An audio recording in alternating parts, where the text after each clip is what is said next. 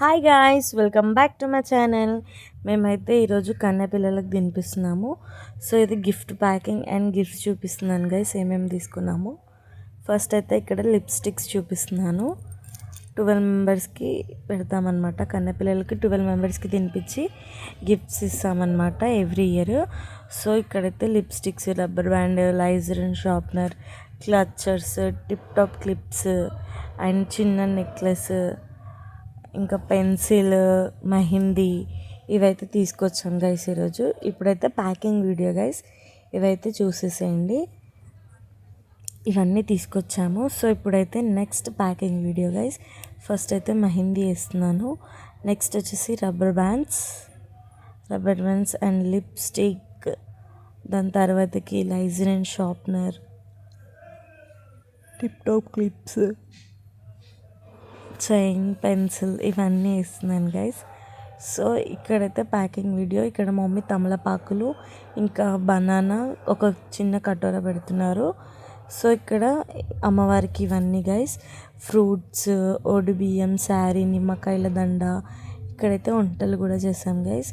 ఇదేమో గోకరకాయ ఇంకా ఆలు కర్రీ, ఇదేమో వంకాయ ఆకు కర్రీ, ఇంకా ఇది బోండా వడ గైస్. ఇది వచ్చేసి పూర్ణం.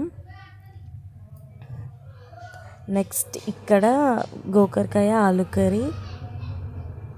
నెక్స్ట్ వచ్చేసి సాంబార్ చేసాము. దాని తర్వాతకి ఇది కట్టు అంటారు, సప్పడపప్పు. అండ్ నెక్స్ట్ పూరీలు, రైస్. ఇక్కడ మమ్మీ బియ్యం పోసేసింది గైస్. నెక్స్ట్ అయితే నేను ఇక్కడ చిన్న పిల్లలకి కాళ్ళకి పసుపు పెడుతున్నాను. ఇక్కడ ఇంకొక చిన్న కన్యకి కూడా పెట్టేశాను. నెక్స్ట్ ఇక్కడ రిబ్బన్స్ కడుతున్నాను. దాని తర్వాతకి సో ఇక్కడ నేను మా హస్బెండ్ కన్న పిల్లల దగ్గర ఆశీర్వాదం తీసుకుంటున్నాము. ఇక్కడ మమ్మీ పరడి నింపడానికి రెడీ చేసుకుంటున్నారు.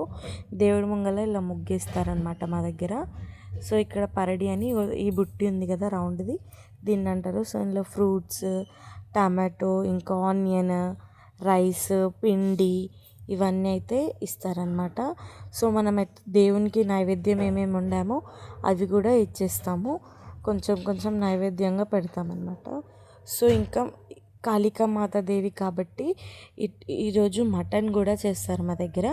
ఆ పరడి కోసమని మటన్ చేసి అమ్మవారిని సాగతోలిస్తారు. సో ఇక్కడ పూజ అయితే కంప్లీట్ అయింది. ఇక్కడ మా డాడీ, మా పెద్ద మమ్మీ, మేమైతే ఆశీర్వాదం తీసుకుంటున్నాం. ఇక్కడ మా మమ్మీ, నేను ఇక్కడ నేనైతే కట్నం పెట్టి ఆశీర్వాదం అయితే తీసేసుకుంటున్నాము. నేను ఇంకా మా హస్బెండ్ కూడా మొక్కుతున్నారు. సో దర్శనం అయితే కంప్లీట్ అయిపోయింది. మేము ఈసారి దసరా అయితే ఇలా జరుపుకున్నాం. మీరు ఎలా జరుపుకున్నారో కామెంట్ చేసి చెప్పండి.